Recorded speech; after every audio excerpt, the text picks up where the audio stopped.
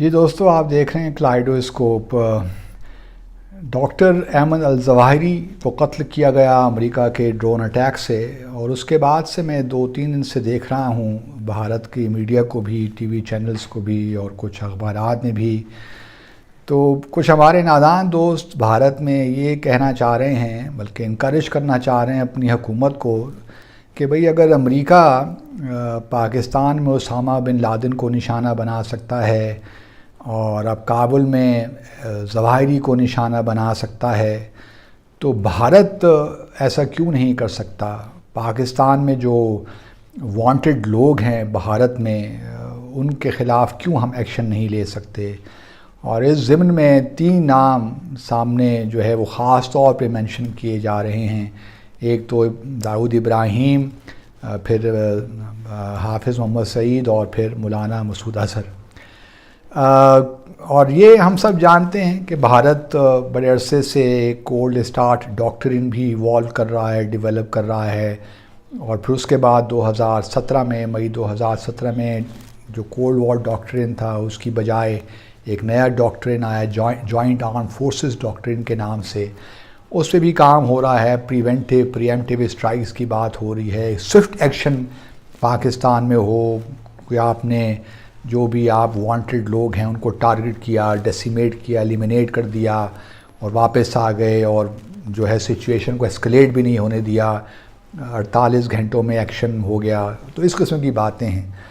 اب یہ نادان ہمارے دوست جو ہیں، کون ان کو بتائے کہ پاکستان نہ افغانستان ہے اور نہ بھارت امریکہ ہے۔ پاکستان اور بھارت دونوں نیوکلیر ویپن اسٹیٹس ہیں، اور پھر پاکستان کے پاس الحمدللہ ایسی کیپیبلٹیز ہیں کہ وہ کسی بھی جارحیت کا بھارت کی طرف سے اس کا بھرپور جواب دے سکتی ہے۔ اور یہ ہم نے دیکھا ہے، مثال کے طور پر جب پلوامہ کے واقعے کے بعد 26 فروری 2019 کو بھارت نے ہماری ایئر اسپیس کی وائلیشن کی، بالا کوٹ تک اس کے طیارے آئے اور انہوں نے کچھ بامز بھی گرائے، تو پھر اگلے روز ہم نے بھی کارروائیاں کی، اور اس کے نتیجے میں ہم نے بھارت کے 2 جنگی جہاز گرائے، اور پھر ابھی نندن کا واقعہ بھی ہمیں یاد ہے کہ کس طرح ہم نے اس کو گرفتار کیا، اور اس کو بڑی زبردست چائے بھی ہم نے پلائی، اور اس کو پھر واپس بھی کر دیا as a good will gesture. تو بھارت کو یہ خیال رکھنا چاہیے کہ اگر وہ کوئی ایسی کارروائی پاکستان کے خلاف کریں گے تو اس کے نتائج بڑے سنگین نکل سکتے ہیں، اور پاکستان اوبویسلی کوئی ایسی چیز کو برداشت نہیں کرے گا جو اس کی سوورینٹی کے خلاف ہو، اور بھارت اس خوش فہمی میں نہ رہے کہ وہ پاکستان کے خلاف کوئی ایکشن لے سکتا ہے۔ اور پھر دوسری بات یہ ہے کہ داؤد ابراہیم کی اگر آپ بات کر لیں، داؤد ابراہیم اوبویسلی 90s وغیرہ میں کچھ بام بلاسٹ ہوئے تو ہی از وانٹیڈ، لیکن کیا آپ کو کس یقین کے ساتھ آپ کہہ سکتے ہیں کہ داؤد ابراہیم پاکستان میں موجود ہے؟ بلکہ مجھے یاد ہے کہ جو home state minister of state تھے ہوم افیئرس کے، ان کی اب مجھے صحیح سال یاد نہیں ہے، 2015 میں تھا یا 2016 میں، انہوں نے پارلیمنٹ لوک سبھا کے اجلاس میں یہ کہا تھا کہ جی ہمیں نہیں معلوم کہ داؤد ابراہیم کہاں ہے۔ جو یہ کلیم کرتے ہیں کہ پاکستان میں ہے، یہ بھی بالکل لغو قسم کی بات ہے، کیونکہ بہت سی رپورٹس یہ سجیسٹ کرتی ہیں کہ اس کو دبئی میں دیکھا گیا ہے۔ تو پہلے تو آپ یو اے ای کی حکومت کو رابطہ قائم کیجیے اور معلوم کیجیے کوئی وہاں تو نہیں ہے۔ اس کے بعد پھر اگر پاکستان میں آپ ٹارگٹ کرنا چاہتے ہیں تو پھر آپ کے پاس تو بڑی پریسائز انفارمیشن ہونی چاہیے، وہ آج تک آپ پرووائڈ نہیں کر سکے کسی کو بھی۔ اسی طرح حافظ محمد سعید ہیں، وہ تو آلریڈی جیل میں ہیں۔ اب جیل میں آپ نے کیا ٹارگٹ ان کو کرنا ہے؟ وہ تو جو سزا ان کو ملی اس کو بھگت رہے ہیں۔ اس طرح مولانا مسعود اظہر کے بارے میں تو مجھے ذاتی طور پہ نہیں معلوم، لیکن کہاں آپ اس کو ٹارگٹ کریں گے؟ اور اگر پاکستان کے اندر کہیں ٹارگٹ کریں گے تو پھر اوبویسلی اس کا جو ہے پاکستان اس پہ ریاکٹ تو کرے گا۔ یہ تو نہیں ہے کہ پاکستان ہاتھ پہ ہاتھ دھرا بیٹھ جائے گا اور کوئی ریاکٹ نہیں کرے گا۔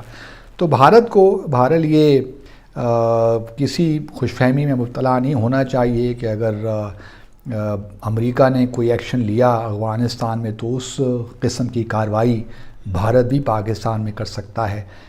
پاکستان ہمارے مسائل اپنی جگہ پہ، لیکن جب بھارت کی بات آتی ہے اور جب ہماری اپنی ساورنٹی کی بات آتی ہے اور ہماری اپنی جو ہے ایک ڈیٹرنس ہے اس کی بات آتی ہے، تو اس میں پاکستان میں کم از کم دو آرا نہیں ہیں. اور پھر ان کا جواب پتھر ہی سے دیا جاتا ہے ہمارے ہاں.